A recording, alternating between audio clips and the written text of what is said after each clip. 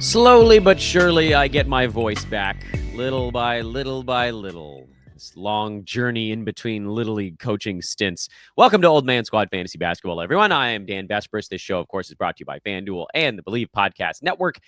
And you can find me on Twitter at Dan Besbris, because everything we do here on the pods, we typically do earlier and faster on the hellscape that is social media. You can also follow Old Man Squad over there. But most importantly, just hit that like button as you're settling in. If you haven't made up your mind on whether or not you want to subscribe yet, that's fine. You can do that later on in the program. But the like button, you can do just from hanging out with us for 30 seconds.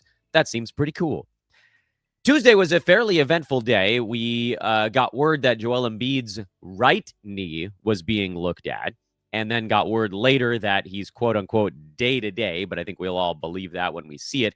And in the meantime, we all picked up Andre Drummond. So instead of burying the lead, we're actually just going to scroll straight down to Philly's game and see how did it go. Well, good. Drummond played 33 minutes, had 14 points, 13 rebounds, and a block. He did it on not awful percentages. And if you're going to get anything in the neighborhood of this out of Andre in the short or medium term, then he absolutely positively does belong on rosters. I'm not going to do this every day, but yesterday had such a big piece of news, or we thought it was going to be a big piece of news, that I kind of wanted to just jump ahead to it. Otherwise, in this Philly game, Justin Edwards exploded, shooting 8 out of 9 from the field with 5 3-pointers. You're not going to do anything with that. Tyrese Maxey, not surprisingly, is starting to slow just a tiny bit. He's still number 5 in all of fantasy sports, so it's been an unbelievable start. But he also knew that he wasn't going to shoot, 50% from the field the whole year and 23 shots a ball game and all that good stuff. Although, if Embiid ends up missing any significant time, then the shot number will probably stay good. More predictably, VJ Edgecombe has slowed down a lot now. And you knew that wasn't going to hold. His minutes were incredibly high. He was up around 40 to start the year. Those are coming down. You knew the field goal and free throw number was going to come down. And he's now hitting all those rookie efficiency things that everybody just forgot about. Because for 3 games, he was the best damn player on planet Earth. And we were just like, oh, I guess that's fine. Not me. Not old Buzz Killington over here. I told you guys, you're going to want to cash in on this one. Get a top 50 guy while people think that he's just going to roll at a third-round clip all year. And now he's number 99 in 9 category leagues because his field goal percent is a big negative. His free throw is a medium negative. And that's sagging. There's still plenty of good things going on with Edgecombe. 15 points is not bad. 5.5 rebounds is pretty good for a guard. 4.3 assists is fine. The steals and blocks are pretty good. But you can't be that bad in both percentages categories and hope to float yourself with being just pretty good in a bunch of other stuff. So what can you do now? Was the question I got on Twitter. Well, what can you do is you should have sold when we told you to sell. What you can do now is hope he gets hot again. Trendon Watford can be dropped. We gave him his couple of ball games after the big, insane triple-double, and it looks like he's not quite ready to duplicate that, so go ahead and brush him off to the side, and we'll go ahead and look at the other side of this same ball game as long as we're there. Boston got 29 minutes out of Jordan Walsh, who basically took Josh Minot's spot. I know he got into some early foul trouble, but then just didn't play after that. I mean, you could say foul trouble all you want. He didn't foul out in 8 minutes. They just were like, you know what? You're not doing enough right now. And so Minot, as much as I really wanted this one to stick, it's not sticking. You can move on there. That becomes a churnable roster slot. I would not use it on Jordan Walsh. Go use it on Andre Drummond, who we just talked about. Elsewhere with the Celtics, Peyton Pritchard, this is about as bad as the season could have started for Pritchard. But it's kind of a 2-pronged thing going on here. Prong number 1 is some stuff with Pritchard is what we wanted.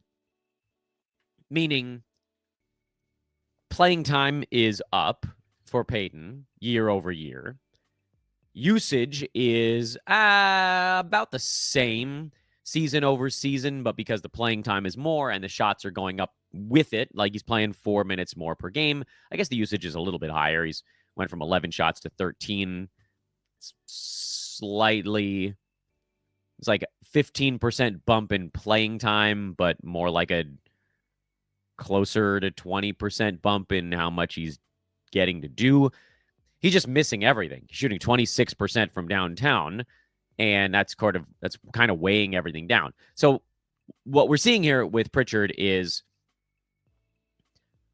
He's shooting 42% from the field.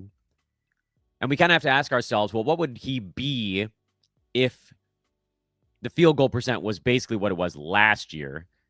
And unfortunately, the answer is he'd basically be like around what he was last year. The scoring would be a little bit higher. The assists would be a little bit higher. But the efficiency we can see is, can we assume he's going to get up to 47%? I don't think that we can. The free throws also, I think, will probably come up. He's a career 85%er. That's at 79 right now. So I think he can get back to what he was last season in overall 9-cat rank, which was kind of like in that 70 range. I don't know what it's going to cost to get him right now, but I would look at somebody near 100 that has a little bit of name recognition, and that might be enough to get it done. Who's in that zone? Russell Westbrook is in that zone. VJ Edgecombe would have been a really nice swapperoo. I don't know if you could pull it off now, but you could try. If you don't want to wait on Kevin Porter Jr., maybe that's what you could abandon ship there. That's probably not enough. I don't know if you can go a whole lot deeper than that. Look up the board. Somebody overperforming. Con Kneppel would be an interesting one to try to serve up before any of the Hornets come back from injury. Who else is on this list that could get it done? Scrolling, trying to do a little bit of the work for you guys here, if possible. Ooh, RJ Barrett would be an interesting one if you're not punting. Well, ultimately, it'll probably be both percentages, but free throws right now is obviously the rough one. Cason Wallace, steals specialist. Could you turn him into Peyton Pritchard? I would if I could. I don't know. Try one of those is what I'm saying. So that's the big news out of yesterday. Let's scroll back up to the top of the board and go through the rest of these 5 other games chronologically. Toronto is not a team we really need to spend much time on. The only news there is that Jakob Poeltl is finally starting to get kind of rounded into shape. His season just didn't get off to the start anybody wanted, but he'll be fine. He's number 223 right now. Can you still buy low after a solid ball game here? Probably not. But if you could, I would. I think he's going to be a top 75, maybe better center by the time the dust settles. That's it. Brooklyn was kind of an interesting one yesterday for the first time, maybe all season long. Not because Terrence Mann played 32 minutes again. I kid. But because Igor Demin played 27 and a half minutes and actually looked pretty good in them. 16 points, 4 boards, 5 assists, a steal, a block, and 4 3-pointers. Demin, as he pronounces his name, and I realize that's hard to do long-term on a podcast, and it's why broadcasters just call him Igor Demin. That is the Americanized version, is shooting 39% from the field. So you're not going to get a great idea of what he could be. But the one thing that you notice when you sort of take a chunk out of his numbers and dig a little deeper is that he does have some assists potential. And it seems like he has some threes and steals potential as well. It's hard to know for sure if this is going to be the case because small sample size and, he wasn't a particularly good 3-point shooter or free throw shooter in college. So assuming that that's just going to magically be better as a pro is maybe wishful thinking. Because he's at 83% at the foul line right now. Admittedly, he's taken, 5 or 6 free throws in 10 ball games. So, again, very small sample size there. And the threes are, I don't want to say good because the overall shooting's been terrible, but higher than I think we would have expected given that he wasn't a big outside shooter at BYU. But maybe this is something that has been an intense focal point, or maybe that's why, digging a little deeper, perhaps that's why the field goal percent is so painfully low. But the assists are not bad. And it kind of feels like that's a thing that might hold a little bit because there isn't another guy on this club that is going to be the distributor. Cam Thomas is not a pass-first guy, especially not while he's just trying to play for that next contract. Tyrese Martin would probably be the closest thing you could get to what you'd consider like a point guard. Ben Suraf, maybe. But he's not playing very much. So it kind of feels like it's Demin. I'm not picking him up. All this to say, I don't think we need to pick him up right away, but he's very much on the watch list right now. And in head-to-head leagues, you could maybe even try to get out in front of it a little bit because Cam Thomas is out for a bit. And maybe by the time he comes back, they're just like, yeah, we're going to play Igor the whole time. Also of note in this game, Noah Clowney had 18 and 8 with 2 steals and 2 blocks and 2 3-pointers. It's going to get him picked up in a lot of places. And then he's probably going to get dropped in a lot of places almost immediately thereafter. I like the fact that he's starting. I like that his minutes are like markedly better right now. But we've seen the Noah Clowney experience for a little while, and it doesn't have this meaning well-roundedness, at least not since the end of the 23-24 season. So I think he's a guy that's going to get added everywhere. I think he's a guy that's probably going to get dropped at some point. Probably makes it also, again, a bit more sense in head-to-head than in Roto because the 8 rebounds was more than his 3 previous games combined. He had 8 rebounds in 35 minutes last night. And in his 3 prior games, he had 6 rebounds over 83 minutes. He's not a big rebounder. This one ball game doesn't change that. The assists seem like they can sit around 2 if that's good enough for you. And he does have 5 steals in his last 5 ball games. So maybe that's a thing. But, you know, the blocks have jumped back up over the last 2 after he had none the entire year. I think we know enough about Clowney now to say, like, what we saw last night is not his fantasy stat set anymore, unless he rechannels whatever happened that last 2.5 weeks, 2 seasons back. So watch list on that one as well. And I get it. Maybe we run behind on some of these things, but I don't have that much dead weight, especially now that I've added Andre Drummond as sort of the priority guy. I guess your second choice last night might be Demin. Yes, over Clowney, believe it or not. Grizzlies are a train wreck. What's their record right now? It ain't good. What are they? 3 wins? 4. They're 4 and 8. Yuck. A season drifting away in the breeze. Jalen Wells finally had a better ball game. I don't care. Cedric Coward is the highest ranked Memphis Grizzly in fantasy this year. Can you believe that? And I know what a lot of you are going to say. This is why you need to throw out 9 category rankings. I actually disagree. Cedric Coward has been, by a pretty good factor, the most useful fantasy player on the Grizzlies. He's shooting 91% at the foul line. His turnovers are low, 51% from the field. He's at a steal, almost 2 threes, 6 rebounds, 3 assists. Ja's at 19 and 8, and so everybody's going to be like, Josh should be ranked higher than Cedric Coward. No one's been worse at shooting a basketball this year than Ja Morant. Maybe Derek White. Ja's at 35% from the field on 17.5 shots per game, and he's not even making any 3-pointers. He's at 0.9 threes. Obviously, this is a buy low on Ja Morant. That's not the point I wasn't trying to illustrate there, is that I actually think that Cedric Coward has been the best Grizzly so far this year. I do think that Memphis will get things squared away at some point. Maybe it's going to be the return of Zach Edey or the returns of their point guards. Scottie Pippen Jr., Ty Jerome was more of like a scoring point guard, but those guys are going to make this team better without question. Because right now, Jock Landale, doing his best, not that great of a basketball player from a reality standpoint. He's not going to screen set the way that Edey's going to screen set. They don't have as much scoring as they will once they get some of their guys back. And certainly from a point guard standpoint, it's all Ja.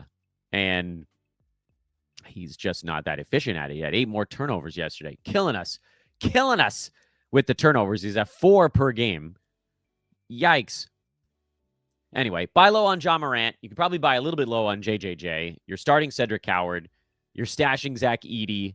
I don't know that you're stashing either of the point guards because we have no idea when those guys are coming back. And then Santi Aldama has been a little bit better lately because the shooting started to come back a tad. But overall, he's still number 138 in 9-cat because the percentages have been poor and his counting stats haven't been good enough to overcome that. And I'll say the same thing I've said a bunch of times, which is I think Aldama is going to be very much one of those doesn't matter kind of guys. Friends, I do want to take a brief moment here in the middle of the show to let you know that I have upgraded the membership idea here on YouTube and over on Patreon. Basically, Patreon, you have access to me. I can't imagine that I can respond to things all that fast, But if you guys sign up over there, it's only 99 cents a month. And I set it that low because you don't really get much of anything.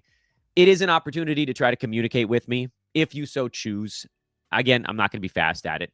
And I figured out how to answer questions on YouTube from members. So again, that's somewhere on your screen. I don't know where to find it. I should probably figure this out. I still haven't.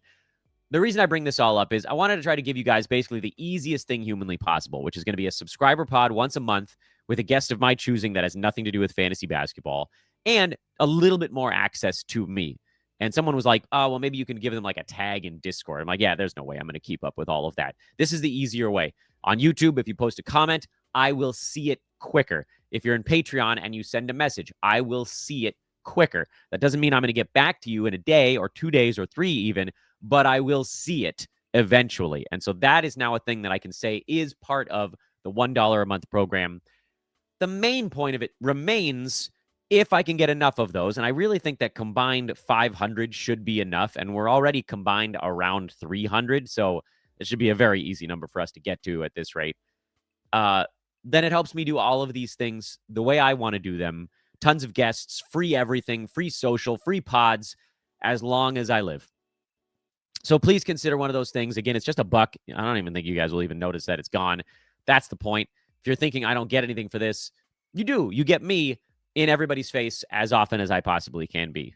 So thank you in advance for considering it. Please follow on Twitter, like, rate, and subscribe. The Twitter feed is at Dan Bespers. And check out our buddies over at FanDuel and the FanDuel Sportsbook. Right now, you can get down on the very compelling game tonight. The Houston Rockets laying 16.5 points over the Washington Wizards. Yes, I'm being facetious. Thunder, 7-point home favorites over the Lakers. Thunder are on a back-to-back, but they smoked the Warriors yesterday, so they didn't have to play all that much. Do you think that ball game's going to be mildly competitive? I don't know. Can Luka keep it close? Probably not. Thunder are very good. Nuggets, back-to-back in LA, laying 2.5. Opportunities, if you like those teams, you can take it over at FanDuel and the FanDuel Sportsbook. They are our partners here on Old Man Squad Fantasy Basketball and the Believe Network. The Knicks, Josh Hart, 8 points, 8 assists, 4 boards, 2 steals, a 3-pointer. He seems fine. 30 minutes. Everything's good there. Everybody else on the Knicks is just rumbling along. Mitchell Robinson sat this one out, but I don't think you were picking him up anyway because his minutes are not high enough. Warriors, as we just mentioned, got destroyed by the Thunder in this game, and they're whining to the press afterwards, so things are not good in Golden State all of a sudden. They got off to a quick start this year, and now they're falling apart a little bit. Warriors are 6-6. They're 1-6 on the road and a perfect 5-0 at home. So they got to figure out how to win away from the that's fine. I know it's not Oracle anymore. Chase Center. Meh. I know. I went to college in the Bay Area. I'm having a connection with all those facilities. You take the BART, take the bridge over the freeway. You got everything right there in Oaktown. Not there anymore. Jimmy Butler kind of survived this game despite only taking 3 shots in 22 minutes. And so now they're saying, like, we're not sacrificing to win. That's a thinly veiled message at anybody who's not deferring to Steph and Jimmy Butler, basically, which kind of feels like a shot at Jonathan Kuminga. Maybe it is, maybe it isn't. Kuminga's been pretty awful since the first 2 or 3 ball games. He can be dropped. He's just not a 9 category guy, which is kind of what we thought was going to be. First couple of games, it seemed like he had changed his fantasy game. He was hitting some threes. Percentages were better. He got defensive stats. We're like, what? I don't know. But we picked him up because we didn't want to be the dum-dums that were like, well, Tigers don't change their stripes. And then that one Tiger did. Nope. Tiger didn't change his stripes. He is who he is. He's not a good 9-cat guy, so you can move on there. Butler, Steph, kind of the only 2 Warriors you need to play in all formats. Draymond, only in punt points. Brandon Pajemski, much like Santi Aldama, I think probably sits basically right on the borderline of being someone you should or should not play, meaning we've taken to calling those guys the doesn't matter dudes. He's number 110 in 9-cat right now with a few games where Steph was out. That's where he'll kind of make his hay a little bit. I'd still prefer Pajemski over Aldama. The steals are better. The threes are better. The assists are better. The rebounds are worse. But the rest of the time, like the rest of their stuff is actually pretty similar from a fantasy standpoint. For the Thunder, no Lou Dort again, and no Aaron Wiggins again. And on the back-to-back, there's question marks on whether or not Alex Caruso or Chet Holmgren will play. If they're out, you're going to get even more A.J. Mitchell, who's already doing a ton because of the aforementioned Dort, Jalen Williams, and Aaron Wiggins absences. And you're going to get a lot of Casey Wallace, most likely, in this one. Shea, of course, is going to be asked to do, like, everything, and the Lakers are going to load up on him best they can. But then they have this infinite bench of three-point shooters that they'll roll out if they have to. You'll see more Isaiah Joe if you're thinking about these sort of one-game streamer opportunities. But mostly we've talked this team through. Depending on which guys are out, other guys are useful. And if you want to know who I think that is, you should just be looking at our burger board, which is also in the show description. It's the free Google Sheet. Wait a minute, here we go. Ta-da! Burger board. I'll leave that up on the screen for a few seconds here while you guys take a look at how it all fits together and who does what and why guys are in and why guys are out while I scroll 2 games down the board, since we already talked about Boston, Philadelphia, and we get to the final 2. Indiana at Utah. Jazz put up a $152 in regulation in this ball game. Lauri Markkanen had 35. Whatever you can get out of him before he gets shut down is a huge victory. Svi had 20, but you're not doing anything there. Collier had 14 and 11 off the bench, and he actually shot the ball well, which is definitely not going to happen most days. And the turnovers are usually going to be a whole hell of a lot worse. He's an assists streamer in my eyes. Ace Bailey started again, had 20 points, didn't do a whole lot else, but he was actually relatively efficient, and I think he belongs on all head-to-head rosters. Probably not Roto. Keontae George was very much due for a down game, so that one finally happened, but he's still having a pretty good season so far. Number 73 on averages of 21 and 7. Not many threes. Robust free throw number for Keontae. That's kind of been the big saving grace for him in addition to the 7 assists. Filipowski had 16 and 7. He's a guy you're waiting to deploy when Yusuf Nurkic goes down, but Nurk is upright, so you can use him as well. He's got 11 and 11 with 4 assists. No defensive stats here, but at least he shot the ball better. So Lowry, Nurk, Keontae, I think you're playing everywhere. Bailey in all head-to-head formats. Collier anywhere you need assists. That's probably it for Utah. On the Indy side, all right, so I know they lost by 24, and the season is pretty much cooked before it even began.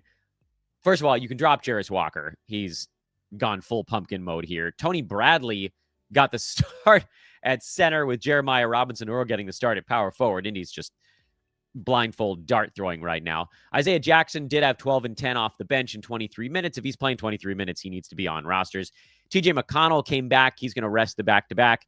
Was only playing in the first half. That was what they said was going to happen anyway. He had 12 points and an assist.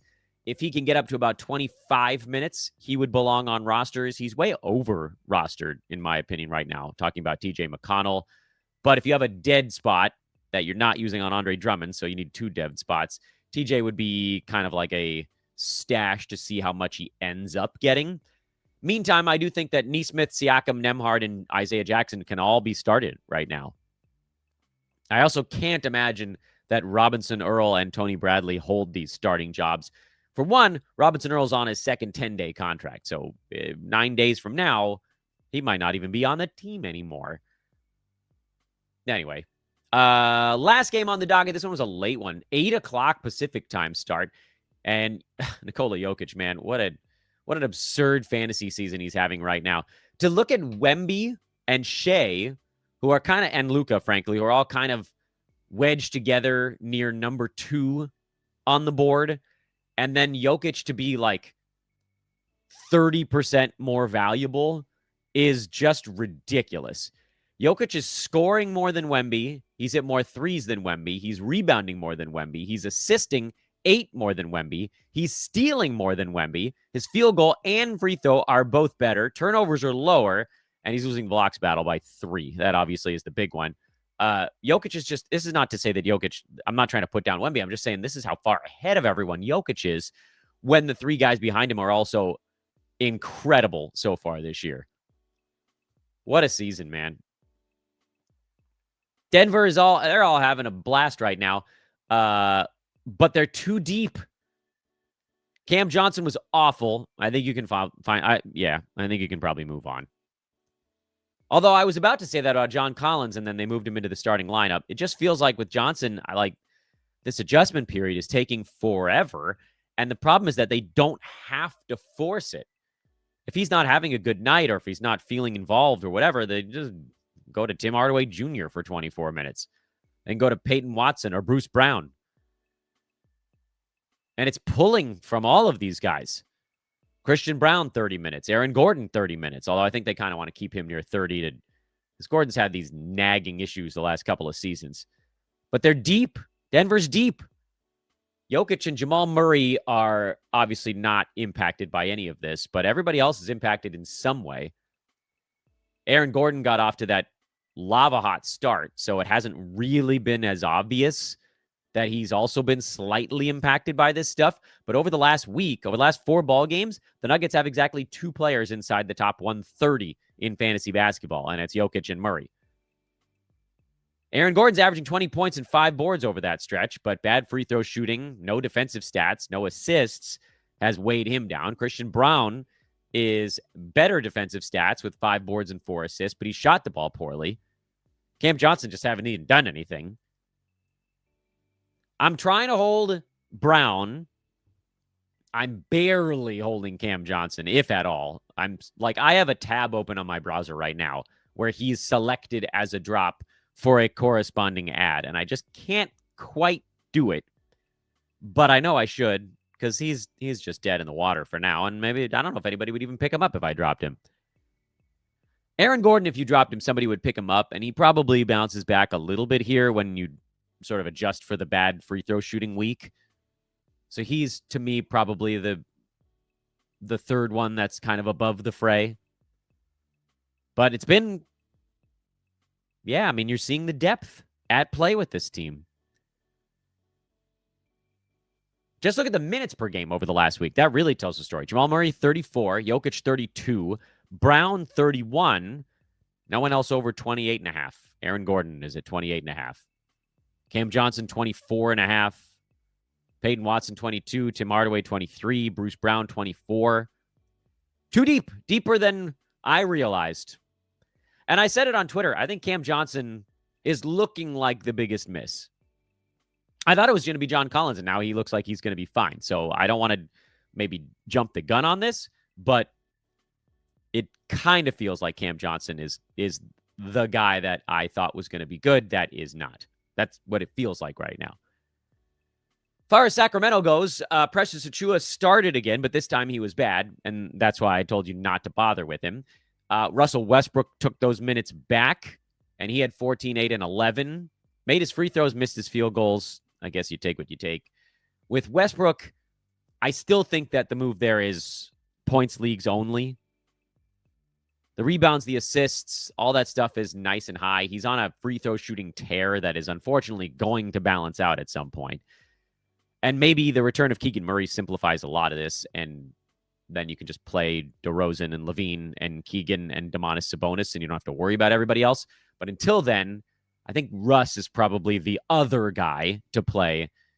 But again, to me, it's points leagues with Russ, because I don't want to be caught with my pants down when the percentages do what we know they're going to do. Meanwhile, Zach LaVine has cooled off hard. He's down to number 60 now. Scoring is cooled off. He wasn't getting any defensive stats to begin with. DeMar has actually moved up the board a little bit. He's number 77, which is right around where he was drafted, and that's kind of where he belonged. Domantas Sabonis not shooting the ball well. Rebounds are good. Assists are not as high as we'd want. And I told you guys Dennis Schroeder was bad, and I hope you believed me, because now he's down to number 175. Furt. So, yeah. Oh, all right. Let's do the quick hitter recap. Noah Clowney and Igor Demin. Signs of life. Watch list for me for both of them, unless you wanted to kind of go active stash. I'm also fine with that. But Andre Drummond was the guy that I would use my roster slot on coming out of yesterday. Hold on Cason Wallace. Drop Josh Minott. Peyton Pritchard is a buy low, but maybe adjust the expectations down a little bit. Sixers said Joel Embiid is day-to-day. I'm not sure I believe it. Trendon Watford, you can drop. Isaiah Jackson is a hold. I'm not adding Jeremiah Robinson-Earl. You can probably stash TJ McConnell if you really wanted to, but I think you'd need to make sure that you had plenty of space for it.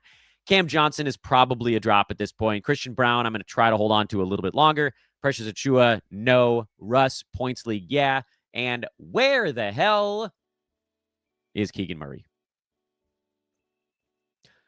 Thanks for watching, everybody. I'm going to try to get a second show going here in just a matter of moments. We didn't get a chance to do our injury board show yesterday, so that would be the one to do today because there are a crap ton of names on it that you saw earlier in this podcast. For now, though, please consider a $1 YouTube membership. Consider it. You will get better access to me, but more than anything, it just helps keep everything free. If we've won money together, that's when I would say consider it. If we haven't, maybe you just want to test me out this year, see if we can win some money together. Great. Just do that. This is all purely optional, but obviously every single 99-cent donation gets us closer to everything free forever. Find me on Twitter at Dan Bespris. That's where I do most of the chunking away during the day and into the late night. Thanks for watching. Happy birthday to my son, Asher, who turns 9 today. Crazy, man. That's 9 years where I have not gotten the requisite number of hours of sleep. Parenting is hard. Parenting is hard, but the big dude woke up in a great mood today. He's been super chill, and nobody loves their birthdays more than old Asher B, who's, I'm hoping, going to be the guest on my first subscriber pod coming up within a week. Sign up today. See you on Twitter. Let's do an injury board show. Later.